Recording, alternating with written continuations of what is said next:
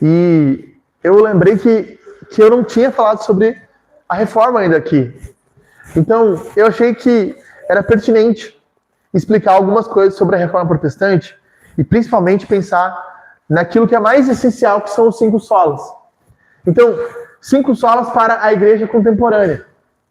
Os mesmos solas da reforma que eu vou explicar, aplicados para nós hoje em dia. Tá? Então, nós somos uma igreja reformada. Nós seguimos a linha de tradição reformada. Nós confessamos os credos reformados, nós confessamos as verdades reformadas, e é pertinente para nós que nós venhamos a entender o cerne do que é a reforma protestante. Então, o que é esse movimento chamado de reforma? O que é esse movimento que nós chamamos de reformado?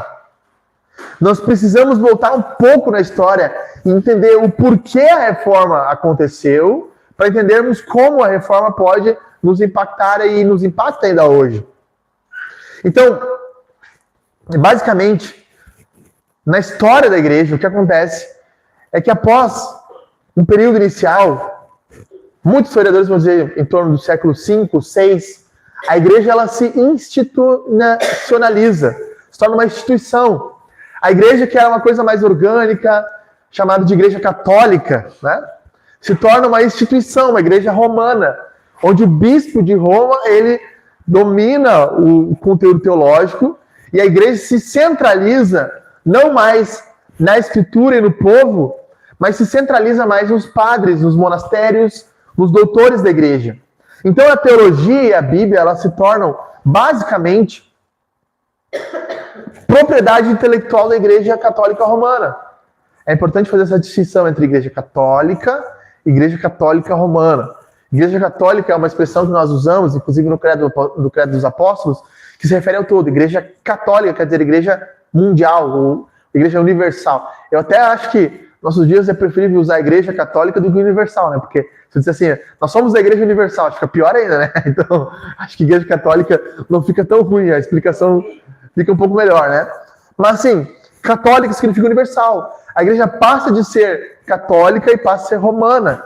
E por ser romana, a escritura, a teologia se centralizam nos monastérios, nas ordens, e o povo de Deus vai se distanciando cada vez mais da escritura. Há uma tradução para o latim, que a gente chama de Vulgata, no século IV. A igreja começa a usar a fala latina e o povo de língua comum não entende o que se fala mais. Na verdade, até uns 50, 60 anos atrás, as missas ainda eram feitas em latim. Isso é novo, ter missas em português, hoje na nossa língua, na língua materna do povo, isso é muito novo. Então, o povo estava distante da teologia, distante da palavra de Deus, e vivia à luz do que os padres ensinavam. E aí a gente poderia ver todo tipo de loucura, né? Então, as relíquias, aqui é um osso de Jesus, um pedaço do crânio de João Batista, coisas que eles inventavam para que o povo tivesse veneração aos santos, aos ídolos, e aprisionar o povo também a um sistema. Lembrando que a igreja não era só mais uma igreja, mas ela passa a ser um império também.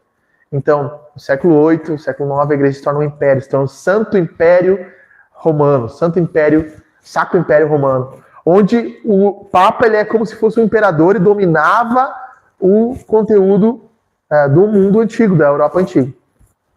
Por quase 1000 anos, o povo de Deus ele fica aprisionado a esse conceito e fica distante da Escritura. Mas, pela graça de Deus, pela misericórdia de Deus, no século XVI começa um movimento que nós chamamos de renascentista. Já ouviu falar do movimento renascentista? Onde os pintores, os pensadores, eles resolvem voltar aos clássicos. Eles resolvem voltar, não àquela coisa mais rudimentar, mais feia, entre aspas, que era a Idade Média, mais escura, mais gótica, mas uma coisa mais clássica. Então as estátuas se tornam mais parecidas com as estátuas grecas, romanas, aqueles bustos, aquelas coisas. Michelangelo, a estátua de Michelangelo, né? Davi, nós temos a Capela Sistina para pintar nessa época. As pinturas são mais realistas. Eles voltam a ler os originais gregos, eles não querem mais o latino traduzido, eles querem saber o que o original dizia. Um dos lemas da Renascença era as fontes, ad fontes, voltar às fontes, voltar ao texto original, a própria escritura. Então eles voltaram a estudar, não no latim, como eles faziam comumente, mas voltar a estudar ao grego. E por essa época, mais ou menos, no mesmo período, um monge alemão é mandado até Wittenberg para estudar um dos livros do Novo Testamento, chamado Livro de Romanos. Como é o nome desse monge? Chuta aí. Qual tu acha que é o nome desse monge, Jane? Lutero, exato. Lutero, um monge católico, é mandado até Wittenberg para lidar com uma das cópias antigas de Romanos, estudar o texto para se tornar um doutor. E quando ele começa a ler o texto de Romanos, quem guardava essas cópias? Então, eles faziam várias cópias espalhando. Quanto mais cópia, na verdade, de um livro, mais seguro ele era. Exato. Então, quanto mais fazia cópia, mais se sabia que era seguro. Então, Lutero vai estudar essas cópias originais e acaba se deparando com o texto de Romanos. Nós vamos estudar Romanos daqui a alguns finais de semana, começar uma série Romanos, que é fantástico. Lutero se depara com os textos de Romanos e fica maravilhado, porque ele achava, conforme a doutrina católica, ele havia aprendido, católica romana, que a justificação, a salvação, ela via por meio de você se esforçar muito, fazer muitas coisas boas. Então você poderia passar um tempo ainda no purgatório, expurgando o pecado, e depois Deus talvez o salvaria. E quando ele lê Romanos, ele vê, não, a salvação é pela graça, mediante a fé. Isso ele não tinha um conhecimento disso. E ao mesmo tempo, a Igreja Católica Romana está tentando reformar a Basílica de São Pedro, que havia sido perdida, depois retomada. E eles fazem um grande movimento de venda de indulgência. O que é indulgência? Eles te vendiam um perdão. Você poderia comprar um perdão antecipado. Eu vou trair minha mulher, eu quero comprar um perdão antecipado para que eu não vá para o inferno. Então eles vendiam esse tipo de coisa chamada indulgência. Igual hoje. Por isso que eu digo, o que era da reforma para a Igreja Católica vai ser o que é para nós hoje, se nós formos olhar. Perfeitamente. Exatamente isso. A Igreja hoje precisa de uma reforma como a Igreja precisou ano passado. Então Lutero olha eles vendendo isso, ele se indigna, ele escreve 95 teses e vai até a porta da igreja do castelo em Wittenberg e prega essas teses na igreja. A igreja era onde todo o povo ia, então lá era tipo um mural da cidade. E ele desafiando para um debate quem discordasse dele daquelas teses. O que acontece? Esse período da história, ele é magnífico. Se a gente for estudar ele, tem muita coisa acontecendo ao mesmo tempo. Reformadores estão surgindo, a teologia está voltando, eles estão voltando a estudar os textos originais, estão voltando a ter apreço pela cultura greco-romana, e em Gutenberg, na Alemanha, estão criando a primeira impressora do mundo. Então, é tudo muito junto as coisas. É Deus fazendo algo que nós não imaginamos, assim. Então, algumas pessoas viram aquilo, copiaram as 95 teses, prensaram numa prensa e replicaram aos milhares. E espalharam aquilo por toda a Europa. Na providência de Deus, foi se espalhando esse conceito das 95 teses, confrontando a Igreja Católica sobre a salvação. Ao mesmo tempo, nós vemos vários movimentos reformados surgindo. Nós temos na Inglaterra o movimento do John Wycliffe, nós temos na Suíça Ulrich Zwinglio, nós temos na França João Calvino, vários homens pensando e tentando reformar a igreja. A graça de Deus estava infundindo. E qual era o ponto que eles mais viam como divergente?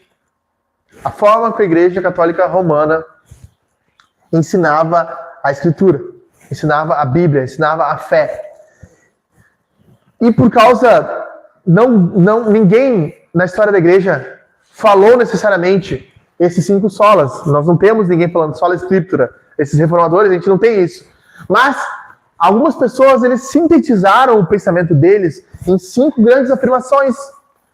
Como se nós pudéssemos resumir o que esses homens pensavam a respeito da fé, ela poderia ser resumida em 5 solas, ou 5 somentes. Sola é somente no latim. Então, primeiro, eles disseram sola escritura.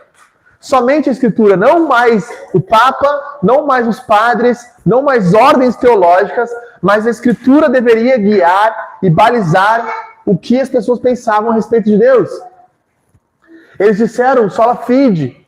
Em contraponto às indulgências, em contraponto ao meio pelo qual a Igreja Católica propagava a salvação, eles disseram somente a fé, somente a esperança em Cristo nos leva a recebermos a salvação. Aí falaram solos Cristo, somente Cristo. Não os sacramentos, não a santa unção, não os 7 tipos de sacramentos diferentes, não o purgatório, mas somente Jesus nos leva à salvação. Depois eles disseram sola gratia. A salvação não era mediante as boas obras, a salvação era mediante a graça de Deus, que abunda o pecado e nos salva. E por fim, toda essa teologia apontava para a glória de Deus, que tirava a glória da igreja, tirava a glória do Papa, tirava a glória dos homens e colocava a glória em Deus. Bom, esse é um apanhado histórico, mas como isso nos impacta hoje? Como isso nos transforma hoje? Você já falou. A forma que a fé hoje é vendida nas igrejas, ela precisaria que alguém, de novo, firmasse essas 95 teses e confrontasse. Mas além do que nós vemos na igreja, nós precisamos olhar para a nossa vida. Por exemplo, quem é a nossa autoridade máxima? Na época dos reformados era o Papa. Mas quem é a nossa autoridade máxima hoje? Onde nós colocamos a nossa esperança hoje? Em quem nós buscamos Salvador para os nossos dias? Como nós nos relacionamos como nós recebemos a salvação e qual é o propósito da nossa vida? Só lhe deu glória. Então eu quero falar rapidinho sobre isso. Eu quero abrir o texto com vocês, 2 Timóteo capítulo 3, final do Novo Testamento, onde nós somos apresentados a esse conceito da Escritura, que diz assim, 2 Timóteo capítulo 3, versículo 16 e 17. A palavra diz assim: toda Escritura é inspirada por Deus e útil para o ensino, para a repreensão, para a correção, para a educação na justiça, a fim de que o servo de Deus seja perfeito e perfeitamente habilitado para as boa obra. O nosso problema mais não é o Papa. Eu tenho certeza que você não está nem aí porque o Papa pensa. Talvez você pense, olha, o Papa falou uma coisa meio estranha, será que ele não é o anticristo? Esse talvez seja o nosso pensamento. Mas nós sermos guiados pelo que a Igreja Católica, pelo que o Papa fala, não é o nosso problema. Nosso problema é que nós colocamos a nós mesmos, nossos sentimentos, nossas emoções como autoridade. Como aquilo que deve guiar a nossa vida. O lema dos nossos dias não é mais o que Deus diz, o que o Papa diz, o lema dos nossos dias é: não é errado se me faz feliz. Se você se sente bem, faz. Se aquilo traz bem para você, faz. Trocamos a imutabilidade da palavra de Deus, revelada por Deus, pelo Deus que não muda, por nós que mudamos constantemente. Imagina se eu for guiado pelas minhas emoções. Um dia eu amo minha esposa, no outro dia eu não amo. Num dia eu acordo de manhã, mando os meus filhos, faço um café para eles. Aí no meio da manhã eles me estressam. Meu pai, se eu pudesse não ter filhos. Então, imagina se nós nos guiássemos por esse tipo de emoção. Imagina se a nossa moralidade, se aquilo que nós definimos que é verdade, que é moral, que é imoral, fosse guiado pelo que nós sentimos. É como se fosse os dias de hoje. Sexualidade é baseada no que nós sentimos. Hoje a pessoa sente homem, sente mulher. Casamento é baseado pelo que nós sentimos. Criação de filhos baseado pelo que nós sentimos. Uma verdade que continua mudando, ela não pode ser de forma nenhuma uma verdade. Por isso que o Sola Escritura para nós hoje, ele serve para nos lembrar hoje que nós precisamos da Escritura nos guiando e não dos nossos sentimentos, não da nossa racionalidade, não das nossas emoções, não dos homens, mas de Deus nos guiando, assim como os reformadores pensaram. E esse texto de Timóteo nos lembra, 2 Timóteo capítulo 3, nos aponta algumas coisas muito importantes. Primeiro, Deus falou conosco. Nós vimos que Deus cria o mundo pela sua palavra e nós vemos que Deus nos deu a sua palavra na Escritura. Isso deveria nos causar espanto, admiração. deveria mover o nosso coração para uma piedade maior. Pensa que nós não lemos a Escritura, nós não atentamos para a Escritura. Eu acho que tem um pano ali naquela caixa preta ali. Derramou água aqui, ó. Isso. Então, o meio...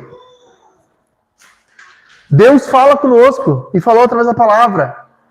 O meio que nós ouvimos a voz de Deus não é através de sonhos, né? Alguém dizendo assim, eu tenho uma revelação para ti, eu tenho um revelamento para ti agora, eu vou te falar o que Deus está querendo dizer, Deus me disse isso. O meio que nós recebemos a palavra de Deus é a palavra de Deus, é a Escritura.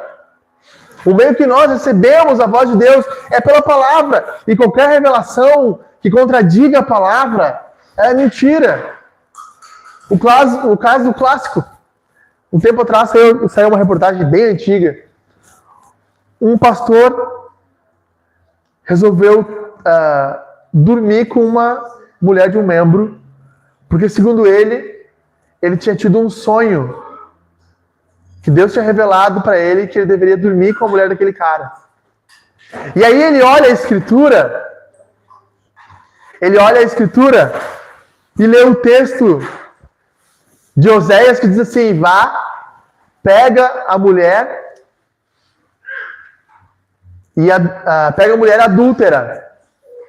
Deus manda o profeta fazer isso.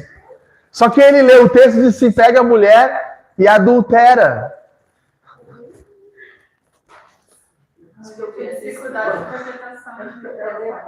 Lembra dessa reportagem? É real. Aí o repórter diz assim, não, o texto diz pega a mulher adúltera. Ele diz, não, pega a mulher adultera. Olha que loucura isso. Deus, ele diz expressamente que nós não devemos adulterar. Mas esse homem, ele tem um sonho e ele resolve seguir o sonho dele. Não é assim que funciona. As igrejas hoje, nós precisamos nos guiar pelo que a palavra de Deus ensina. Exato. Mas tem locais que são assim. Tem locais que são assim. Não, porque ali tem um homem de Deus que traz uma palavra do céu. Meus irmãos, a palavra do céu está aqui, ó. Essa aqui é a palavra que veio do céu. Exato. Exato, exatamente. Cabe nos confrontar sobre isso. Além do mais, a Bíblia não é revelada para nós, para a gente fica especulando, mas ela tem um propósito. Olha como Deus revela esse propósito. A Escritura é inspirada por Deus, útil para o ensino, para a repreensão, para a correção, para a educação, a fim de que o servo de Deus seja perfeito e perfeitamente habilitado para toda boa obra. Ou seja, Deus nos deu a palavra para a transformação de quem nós somos. E nós só somos transformados à medida que nós olhamos para a palavra de Deus. Então o propósito da palavra de Deus é trabalhar em nós e através de nós, para que nós sejamos transformados. É fácil olhar para esse pastor e a gente rir do que aconteceu, né? Olhar para outras igrejas e pensar assim, nossa, como pode eles também serem tão cegos, a gente falou aqui, né? Mas quão difícil olhar para o nosso coração e pensar, será que eu, muitas vezes, não tomo decisões que não vão contra a vontade de Deus? Será que eu não estou fazendo aquilo que Deus não aprova? Quem define o que é realidade, o que é verdade para mim? Quem define o que é verdade para mim? É a situação? É a ocasião? É o que eu sinto? Qual é a nossa realidade que nós vivemos hoje? A questão é, quem é a sua autoridade? Não é se você tem ou não uma autoridade, mas é quem é a sua autoridade. É a palavra de Deus, é o que Deus diz, ou é o que você pensa. Tem uma história de uma sala de aula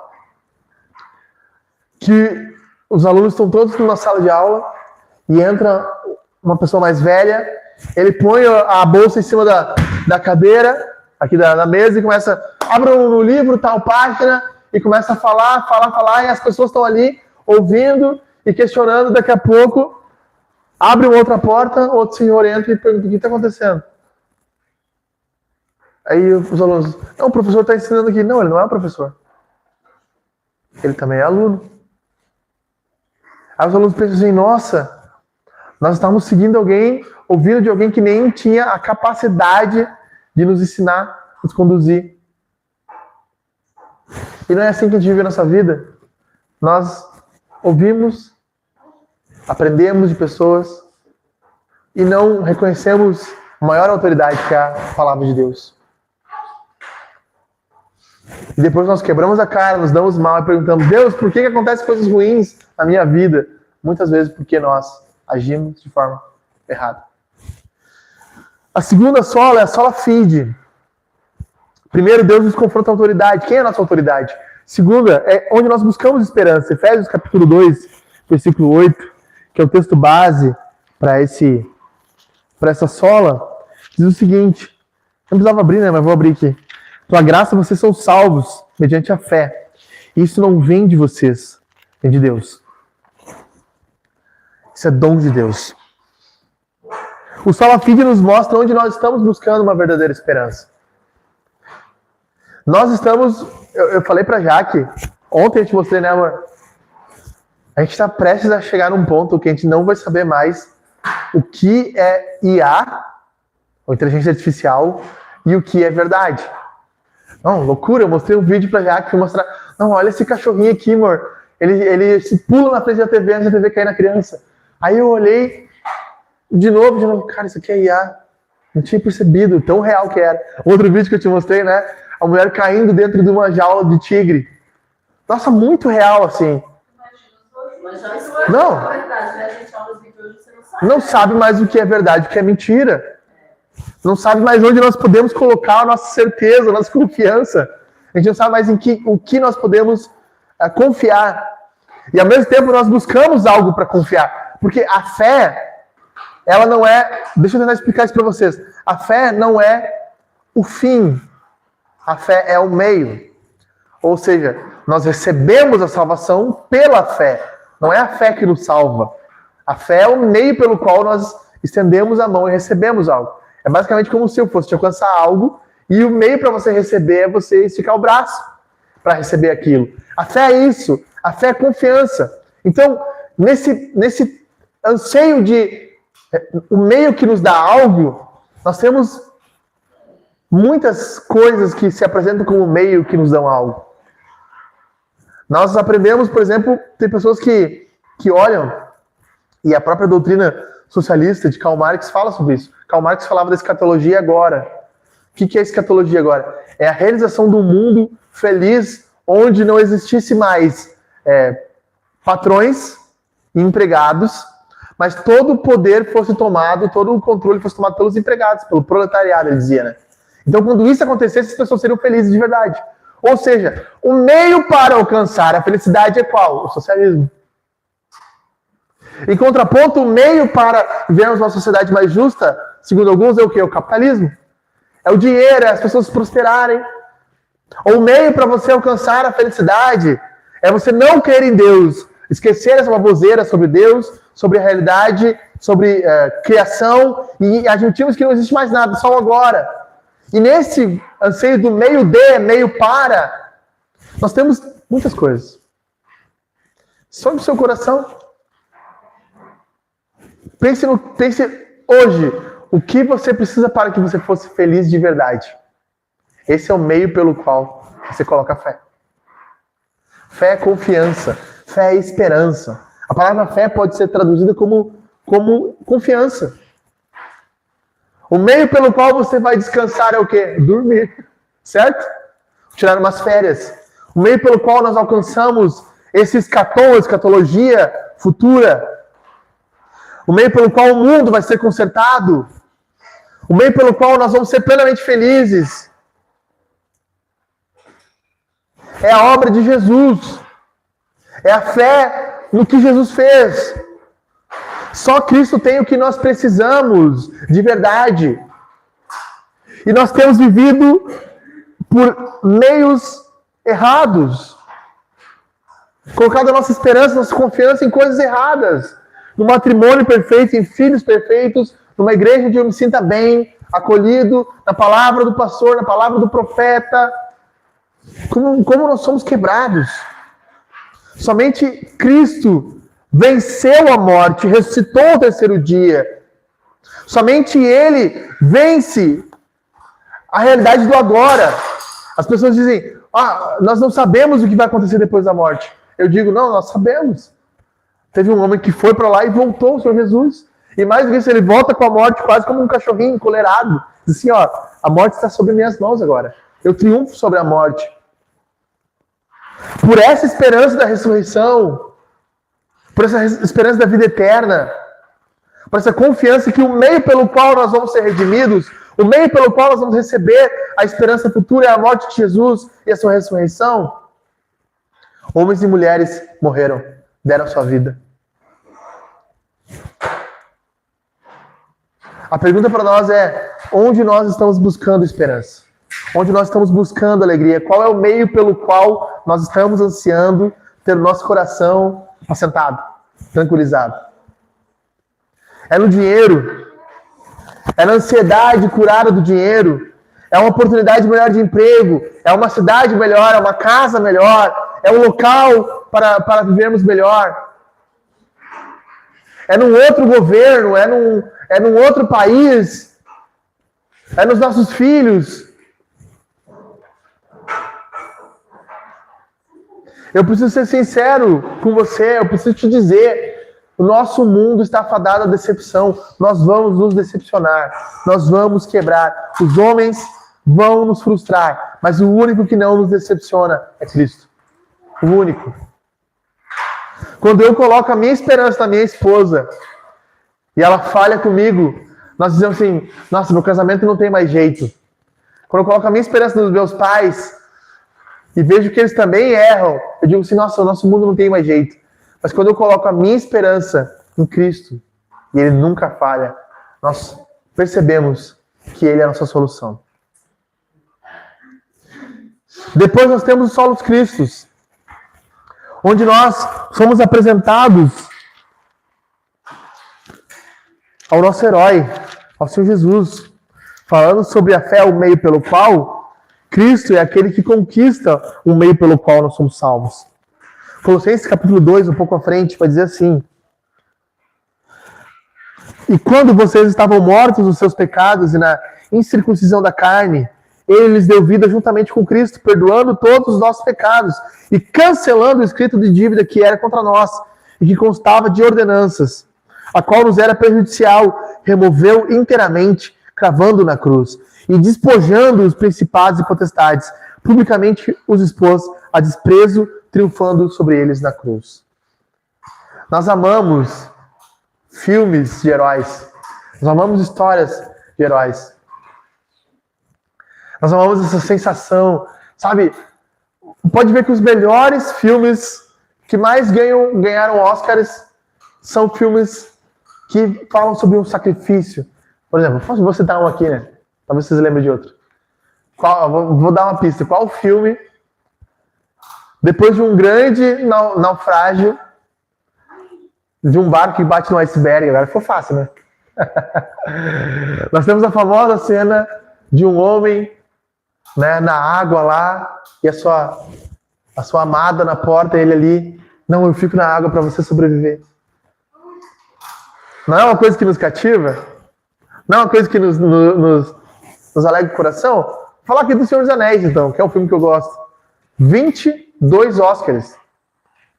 Fala da jornada de um pequeno grupo que não tem a capacidade para salvar o universo todo, mas por meio de várias dificuldades e sacrifícios, eles salvam toda a Terra-média. Nós vemos, o cinema entendeu isso, as histórias entenderam isso. Nós vemos que o marketing entendeu isso. O que é, pelo amor de Deus, a venda de cursos nos nossos dias? Gente, fico apavorado com isso. É sempre assim, ó. Você está nesse ponto, a jornada do herói. Você está com esse problema. E eu já tive esse problema. E eu fiz isso e eu resolvi esse problema. E agora eu tenho X o caminho. E por meio do meu curso, qual eu te ensino a minha jornada, a jornada do herói, você agora vai ter a solução. Veja como a gente está procurando constantemente heróis para nos salvar os nossos problemas. As igrejas se renderam a isso. O herói não é mais o Senhor Jesus, o herói não é mais a pregação da cruz. O herói se tornou você ter uma versão melhor. Você vai num culto, o pastor diz 10 passos para você ser um empresário mais bem sucedido. 5 passos para você resolver o seu casamento.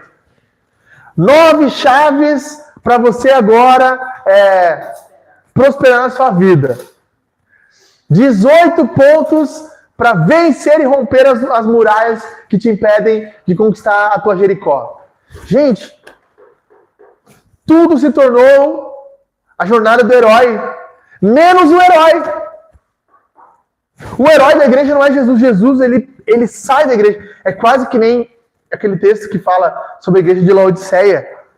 E Cristo está batendo a porta. Você já deve ter visto esse texto, né? Diz assim, eis que estou à porta e bato, e quem ouvir a minha voz, eu entrarei e cearei com ele. O que Cristo está dizendo,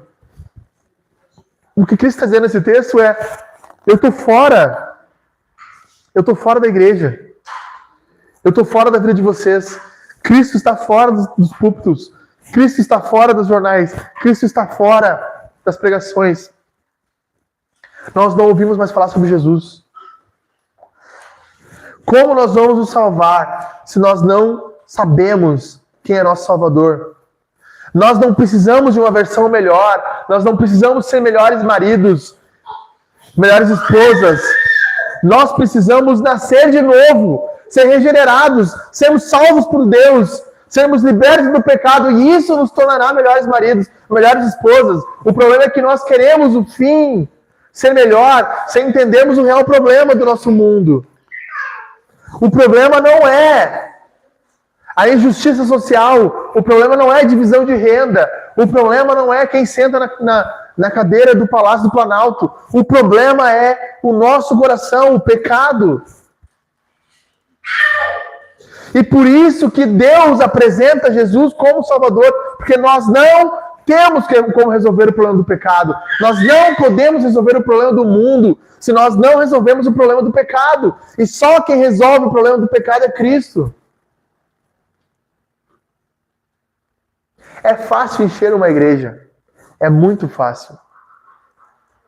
E eu falo isso com temor diante do Senhor. Era só nós começarmos, talvez você tenha visto uma propaganda da igreja essa semana, nós impulsionamos conteúdo ali no Instagram. Era só dizer assim, eu tenho uma palavra do Senhor, 10 chaves para prosperar, domingo vou te ensinar a sair dessa miséria e aprender a ter uma vida financeira abundante. Eu tenho certeza que eu não precisaria de muitos domingos para que está cheio. Um louvor bem extravagante, bem apelativo, me derramar, dizer que te amo, bem sentimental, bem meloso, jogo de luzes, fechar as cortinas, deixar tudo escurinho, criar um ambiente e pronto, a igreja ia crescer. Mas eu preciso dizer, isso não salva a alma de vocês, não salva a minha alma. O que salva a nossa alma é Cristo. E se eu preciso ser fiel com Deus, e você quer receber a salvação, você quer morrer e chegar diante de Deus na eternidade e ir para o céu, eu preciso dizer, você não pode se salvar, somente Cristo pode nos salvar. Você não vai chegar diante de Deus no céu e ter dito assim, Senhor, mas eu ia numa igreja e eu fui o melhor marido, eu fiz os 10 passos. Eu fiz as 15 semanas, como é que chama? As 15 semanas de campanha da restauração. Eu segui a palavra do apóstolo, da apostoliza. Você vai chegar diante de Deus no céu e vai dizer, Senhor, eu estava numa igreja onde o pastor me ensinou que somente pelo teu filho amado eu entro no céu. Nós estamos buscando salvação onde não tem. A pergunta para nós é, você está buscando o Salvador? Quem é o seu Salvador? Como você acha que a situação do nosso país, do nosso mundo pode ser resolvida hoje? Com o político X? Eu costumo brincar com o político X ou com o político Y. Nós colocamos a nossa esperança. Eles são os nossos heróis. Eles não são nossos heróis. O nosso mundo, meus irmãos, eu falo isso com tanta convicção, tanto temor diante de Deus. O nosso mundo só será resolvido quando nos céus Jesus Cristo aparecer. Quando nos céus, os céus se rasgarem e a eternidade aparecer para nós e nós virmos o Filho de Deus vindo dos céus para restaurar todas as coisas. Fora disso não teremos como. Em quarto, sola gratia, já vou caminhando para o fim com meus irmãos aqui, para não tomar o tempo de vocês. A Bíblia diz em Romanos capítulo 3, versículo 24, sendo justificados gratuitamente por sua graça, mediante a redenção que é em Cristo Jesus. Nós vivemos em tempos que nós não queremos depender de ninguém, perder para ninguém, nós vivemos uma competição. O professor é melhor, a igreja é melhor, o trabalho é melhor, a mãe é melhor, os meus filhos são melhores do que o meu. Nós vivemos uma constante competição. Nós queremos ser os melhores e receber o melhor de todos. Se nosso casamento, se eu não tenho o que eu mereço no meu casamento, eu quero um divórcio. Se os meus filhos não são aquilo que eu quero, eles me dão trabalho. Se o emprego não é bom, eu procuro outro. Se a igreja não é o que eu procuro outra. Graças a Deus, Deus não age assim conosco. Porque Deus salva gratuitamente pela graça. E a graça é justamente o movimento contrário de Deus para nós. Deus nos dando não aquilo que nós deveríamos receber, mas nos dando completamente o contrário do que nós deveríamos receber. A graça é a dádiva de dar e não de receber. Quando nós falamos de sola gratia, nós falamos que Deus nos salva não pelo que nós merecemos, porque nós merecemos o inferno. Deus nos salva pelo que nós não merecemos. E se nós pensarmos nos nossos relacionamentos, nós não vivemos relacionamentos de graça. Porque os nossos relacionamentos são baseados em troca. Se não me faz bem, eu não quero. Se não é bom para mim, não quero. E se Deus pensasse assim, se a Jaque não me faz bem, se ela continua pecando, eu não quero ela. E se Deus agisse assim na minha vida, na tua vida, e dissesse assim, você não é bom como eu mereço que você seja, eu não te quero mais. Deus não age assim. Deus age pela graça. Nós precisamos da graça mediante não só a nossa salvação com Deus, mas os nossos relacionamentos. Relacionamentos de graça na igreja. Relacionamentos mais dispostos a dar do que receber. Mais dispostos a dar do que receber no casamento. Aconselhando um casal recentemente, ele falou assim, eu tenho dado tudo de mim, mas ela não tem respondido dando tudo dela. Eu disse, bem-vindo ao mundo da graça. Onde você dá tudo de si e a outra pessoa não é obrigada a dar tudo de si para que você continue dando tudo de si para ela. Isso é casamento. Isso é vida real. Casamento não é 50%, 50%. Nem 100%, 100%. Casamento é 100% e 0%, ainda que seja 0%. Não, mas aí eu sempre vou dar tudo e a outra pessoa vai receber nada. Negativo. Se tu pensa que tu vai dar 100%, e não espera que a outra pessoa dê, e a outra pessoa pensa que vai dar 100% e não espera, as duas dão 100%. Mas ninguém é frustrado, porque em algum momento o outro deu 90%, deu 80%, deu 70%.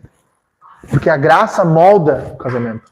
A graça molda a criação dos filhos. A graça molda nosso trabalho. Quais são as atitudes que nós temos com pessoas que visivelmente não acrescentam nada para nós? Isso demonstra como nós nos relacionamos. Nós somos seres egoístas. Nós nos relacionamos somente de forma egoísta. E isso é terrível. Tem um filme que ganhou Oscar. Eu gosto bastante de filme, de história. Chama Parasita. Falava com a minha esposa esses dias sobre isso. E esse filme mostra como os relacionamentos humanos, na maioria deles, são parasitais. Eu vou sugando você e você vai me sugando. E quando você não servir mais, eu não puder mais te sugar como um carrapato que sugou todo o sangue ali daquele animal, ele vai embora e acha outro. Como é triste isso, né? Vivemos assim. Mas Deus nos confronta hoje pela graça. Será que essa é a nossa forma de viver? Por último, só lhe deu glória. Só lhe deu glória. A palavra de Deus diz em Romanos, capítulo 11, porque dele, por meio dele, para ele são todas as coisas. A ele seja a glória para sempre. Amém. Nossa cultura fala, você tem um valor se você fizer algo, se você produzir algo. Se você produz, você tem utilidade. Se você não produz, você é um lixo. Nossa, que forte pensar isso. Só que esse pensamento, ele não é dito dessa forma. Ele é apresentado de outra forma, quer ver? Se o feto, se o bebê vai atrapalhar a minha vida, eu posso matá-lo. Eu posso abortá-lo. Vocês sabiam que tem países na Europa, se não me engano, a Holanda, se a mãe descobrir na gravidez que a criança tem alguma deformidade, a cefalia ou síndrome de Down, ela pode matar a criança, abortar ela? Procure isso, né? O que não produz para nós não tem valor. Nós não temos propósito mais, nós não entendemos mais qual é o nosso propósito. Por que nós falamos, como cristãos, que todo ser humano tem valor, indiferente da crença, da escolha sexual, do tipo de cromossomo que ele tem? Por que ele tem valor? Ainda que uma mulher tenha sido violentada e engravidou dessa violência, tipo assim, nossa, que terrível, vamos pensar, que situação horrível, eu não consigo nem imaginar uma situação assim, de vivenciar uma situação assim. Mas o bebê, ele tem tanto valor quanto qualquer outro ser humano. Ele não merece ser morto, porque ele advém de uma situação que é terrível, que nós não conseguimos nem conceber, porque o propósito da vida humana é a glória de Deus. Deus nos criou para nos relacionarmos com Ele e para glorificarmos Ele e para nos alegrarmos nele. Então a vida humana, o valor da vida humana não está no que nós fazemos, mas em quem somos. Somos feitos para a glória de Deus. O problema é que todos nós vivemos para alguma glória, que nem necessariamente é a glória de Deus. Eu quero construir uma igreja, eu quero construir uma carreira, eu quero ser lembrado como um bom pai, como uma boa mãe. São coisas excelentes, mas quando toda a nossa vida é vivida nisso, a glória que nós vivemos é falha. Eu preciso ser sincero com vocês.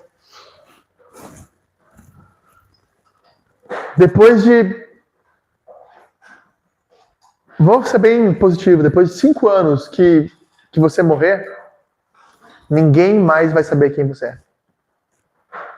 E tudo pelo que nós vivemos não vai ter valido nada. Homens construíram impérios. Filósofos pensaram. Moedas foram criadas, impérios foram criados e passaram. Mas tem algo que permanece para sempre, é a glória de Deus. A glória do Senhor Jesus. Algo poderoso acontece quando o nosso coração descansa na cruz de Cristo. Todas as nossas inquietações, elas passam. E nós podemos abrir mão daquilo que é passageiro para viver pelo aquilo que é eterno. C.S. Lewis, para terminar aqui, eu quero citar ele, diz assim: somos criaturas divididas, correndo atrás de álcool, sexo e ambições, desprezando a alegria infinita que si nos oferece, como uma criança ignorante, que prefere continuar fazendo seus bolinhos de areia numa favela, porque não consegue imaginar o que significa um convite para passar as férias na praia. Contentamo-nos com tão pouco, um pouco de realidade frustrante, enquanto nos é oferecida uma alegria indizível, viver para a glória de Deus e se relacionar com Ele para sempre. É como uma criança brincando com a poça de lama, feliz da vida, mas ela não imagina que tem uma praia, que tem mar, que tem uma vastidão. Nós somos tão apegados à nossa glória, à nossa vida, que nós não glorificamos a Deus, não damos a glória a Deus como é devido. E por isso, nós nos frustramos. A confissão de Paulo é assustadora, meus irmãos. Ele diz assim: viver para mim é Cristo e morrer é lucro. Pensa bem nisso. Pensa só nessa frase. Viver para mim é Cristo. Morrer para mim é lucro. Você pode dizer isso? Toda a sua vida está baseada em viver para Cristo. E morrer não é perder, mas é ganhar. É conquistar a coroa eterna. Qual é o motor da sua vida? O que move os seus passos? Pelo que você tem vivido? O que te dá propósito? O que te dá sentido de realidade? O que te dá sentido de vida? Por qual glória você tem vivido hoje? Para encerrar, eu quero terminar citando a história de Jim Elliot. É um dos personagens que eu mais gosto, é um missionário contemporâneo. Ele é um jovem que com outros jovens tem o desejo de anunciar o evangelho na Amazônia para tribos indígenas. E ele vem para cá, encontra um intérprete e começa a se aproximar de algumas tribos. Sempre por meio do intérprete. Sempre por meio do intérprete. Aí eles conseguem marcar um encontro com a tribo. Uma tribo bem isolada na Amazônia. E o intérprete vai mediar esse conflito. A noite anterior, eles orando sobre esse encontro, ele escreve no diário dele assim: não é tolo aquele que abre mão daquilo que pode perder para ganhar aquilo que jamais pode ser tirado. Essa frase é famosíssima dele. Não é tolo aquele que abre mão daquilo que pode perder para ganhar aquilo que ninguém pode tirar. Porque muitas pessoas falavam: olha, se você for até os índios, provavelmente você vai perder a vida. Provavelmente você vai morrer. Eles não conhecem outros seres humanos, vivem isolados. Ele disse: olha, ainda que eu perdesse a vida, mas ganhasse vida eterna, ninguém pode tirar ela de mim. Isso é um senso de propósito, de glória de Deus. Qual tu acha que é o fim da história? Ele morreu. Eles foram até lá, pousaram no rio, foram recebidos a arco e flecha e morreram. Nunca mais se acharam o corpo deles. Acharam relógio, acharam pertences, nunca mais se acharam o corpo deles. 5 amigos. Eram índios canibais. Aí, a mulher de Jim Elliot, né? A Elizabeth Elliot, insiste na evangelização desses índios e depois eles se convertem. Esses índios se convertem, uma história linda, eles se convertem, eles iniciam uma igreja lá. Mas depois de Jim Elliot ter entregue a sua vida para a glória de Deus, literalmente. E a pergunta para nós é: estamos dispostos a dizer, viver para mim é Cristo, morrer é lucro? Só lhe deu glória, significa isso. Que a minha vida seja para a glória de Deus. Vamos orar e vamos cantar? Senhor, muito obrigado por essa palavra. Nós precisamos ser confrontados em várias áreas. Quem é a nossa autoridade?